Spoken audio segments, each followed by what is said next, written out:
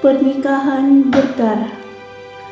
Geraman langit semakin memburuk ketika kapal mulai memasuki muara sungai Latebra yang akan membawanya segera ke tanah kematian di wilayah utara laut yang sudah ditinggalkan.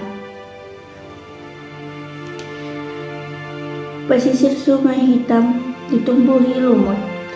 Dahulu kala, sungai ini adalah tempat paling indah dan menjadi sumber mata pencaharian yang bergeliman hasil sumber dayanya. Namun, kini hanya tersisa air yang hitam dan kabut yang tipis menghalangi pandangan. Suara burung gagak menambah suasana mencekam dan kapal berhenti di pelabuhan kecil. Pelabuhan ini hanya diterangi 4 obor besar yang diikat tiang. Seorang gadis turun dengan koper coklat di tangannya. Semilir angin cuaca buruk menerpa kulit pucatnya. Kapal yang membawanya kemari mulai menjauh. Dia berjalan di atas pelabuhan yang beralas batu. Permukaan dinding pelabuhan dipenuhi lumut dan beberapa bagian yang berlubang. Dia berjalan melewati jembatan dari kayu. Di sepanjang jalan hanya diterangi oleh obor, tidak merubah suasana gelap yang tertutup kabut. Decikan kayu terdengar seirama dengan langkahnya. Dia berhenti lalu menatap rumah kayu yang terlihat usang dan kuno. Helaan nafas terdengar dari mulutnya. Dia berjalan ke depan pintu dan menutupnya. Seorang wanita tua membuka pintu itu dengan mata berkaca-kaca. "Nona Elin?" Wanita itu adalah Bibi Mary, pelayan mendiang ibunya, satu-satunya orang yang menyayanginya secara tulus. Elina tersenyum menatapnya. "Bagaimana kabar Anda, Bibi?" "Mereka benar-benar membuang Anda." Suara Bibi Mary bergetar dengan air mata yang jatuh ke pipinya. Hatinya tidak kuasa melihat nona yang dia layani diperlakukan seperti ini. Elina tersenyum, kejut mendengar perkataan Bibi Mary. Fakta bahwa dia adalah seorang lady dari keluarga terpandang tidak membuatnya bahagia.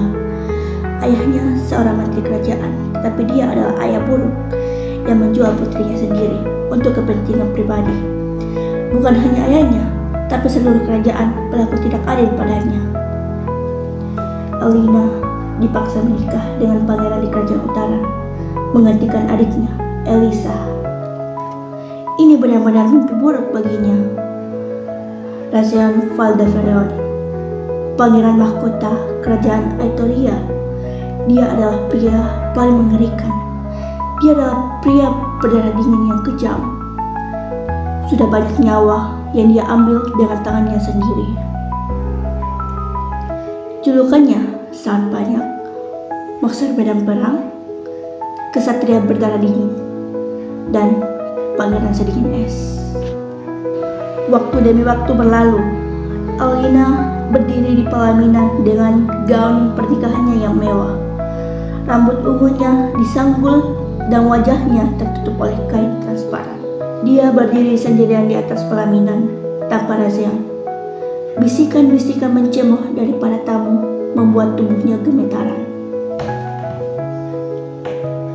Hanya tatapan tajam dan menghina yang dia dapat di sana. Tatapan mereka menatap Elina seolah dia adalah hal kotor. Pintu terbuka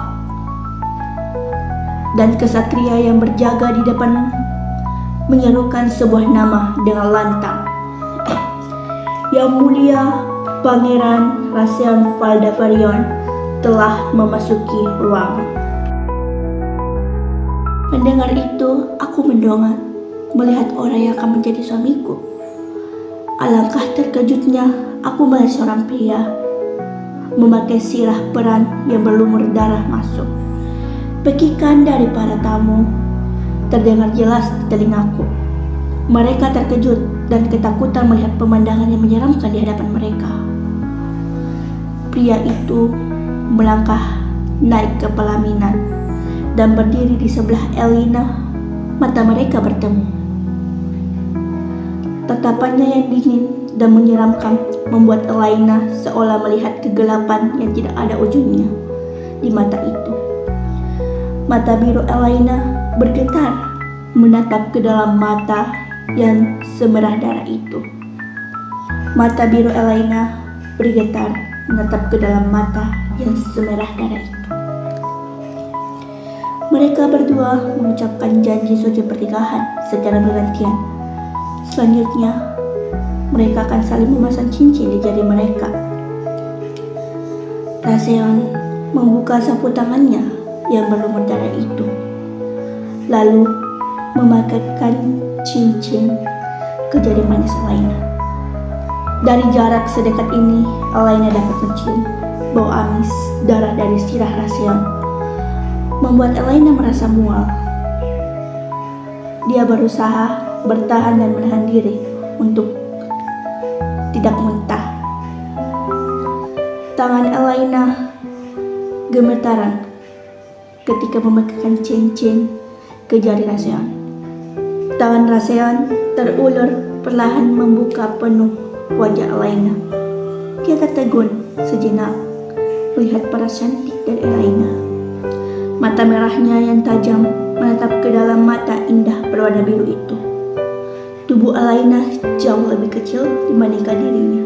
Sangat kecil namun indah. Suara riuh dari tepuk tangan memenuhi aula pelaminan. Elina melirik ke belakang tubuh Raseon. Mata Elina terbelalak ketika melihat sebuah panah yang melesat mengarah ke Raseon. Jelek. Panah itu menancap menembus ke jantungnya. Tubuhnya jatuh tertelungkup di tanah. Itu bukan Raseon, tapi Elina. Semua orang yang menyaksikannya menjadi panik dan ketakutan. Raseon terkejut melihat Elina yang melindunginya dari panah. Dia terduduk di samping Elina. Semua orang yang menyaksikannya menjadi panik dan ketakutan. Raseon terkejut melihat Elina yang melindunginya dari panah. Dia terduduk ke tanah sambil memeluk Elina. "Panggil tabib cepat," ucap Raseon kepada ajudannya. Ajudannya dengan sigap berlari keluar mencari pertolongan. Di sisi lain, Elina merasakan sakit yang luar biasa. Darah membasahi punggungnya dan mengenai gaun putih yang ia kenakan. Panah ini beracun, itu pikirnya. Elina, panggil Raseon. Tangan besarnya mengusap pipi Elina. Wajahnya datar, tetapi matanya memancarkan kekhawatiran. "Mengapa kamu melakukan ini?" tanya Raseon. Elina tersenyum lemah. Entah apa yang Elina pikirkan saat itu, dan mengapa dia harus berlari dan menerima panah itu demi Raseon. Dia sendiri tidak mengerti. "Maaf." Setelah mengatakan itu, mata Elina terpejam. Tangan yang awalnya berada di pipi Raseon kini terjatuh. Rambut ungunya yang disambut kini terbuka. Wajahnya yang tadi menahan sakit kini terlihat damai. Dia tertidur selamanya. Pernikahan yang harusnya bahagia kini menjadi tragis. Elina yang telah menderita selama 21 tahun kini terbebas.